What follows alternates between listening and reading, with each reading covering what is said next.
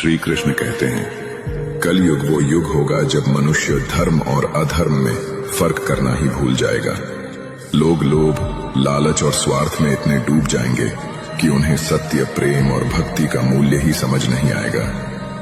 रिश्ते केवल स्वार्थ के आधार पर चलेंगे। जहां लाभ होगा वहीं संबंध होंगे, जहां पैसा होगा वहीं सम्मान होगा। कलयुग की सबसे बड़ी पहचान यही है कि इंसान बाहर से तो बहुत चमकता दिखेगा, लेकिन भीतर से खोखला होगा। उसकी वाणी में मधुरता होगी, पर हृदय में छल होगा। लोग दूसरों की भलाई से ज्यादा अपनी पहचान, अपने दिखावे और अपनी इच्छाओं के पीछे भागेंगे। कलयुग में लोग अपने माता पिता की सेवा करना बोझ समझेंगे। भाई भाई एक दूसरे से ईर्ष्या करेंगे। लोग दूसरों को गिराकर खुद आगे बढ़ने की कोशिश करेंगे। इंसान इतना अधीर होगा कि बिना मेहनत के ही फल चाहता रहेगा। धर्म का मार्ग कठिन लगेगा और अधर्म का मार्ग आसान लगेगा। जो अपने मन और इंद्रियों के साथ शरीर को वश में रखता है, जिसने अपने मन में आशा को खत्म कर दिया है और जो कुछ भी संग्रह मतलब कि इकट्ठा नहीं करता, वही योगी है। उसे अकेले ही एकांत स्थान में स्थित होकर आत्मा को निरंतर परमात्मा में लगाना चाहिए।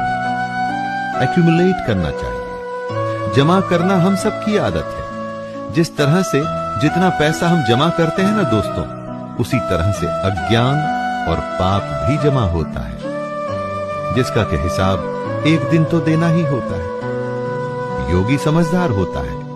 वो दुनिया से दूर होकर अकेले में भगवान को याद करता है। जिनके सारे पाप खत्म हो चुके हैं, जिनके सब शक ज्ञान द्वारा मिट चुके हैं, जो संपूर्ण प्राणियों के हित में लगे रहते हैं और जिनका जीता हुआ मन अपना काम करते हुए भी परमात्मा में स्थित होता है, वे पुरुष ही शांत ब्रह्म को प्राप्त होते हैं। जैसे लालच में कभी शांति नहीं मिलती, शांति मिलती है संतोष में, उसी तरह से बाहर की चीजों में जो आनंद है वो झूठा है। असली आनंद आपके अंदर है, अपने अंदर, मन में, दूसरों की भलाई में। जो इस तरह से अपने आप पर विजय पा लेता है और इन बातों के कहे अनुसार चलता है, उसी को अंत में ब्रह्म की प्राप्ति होती है।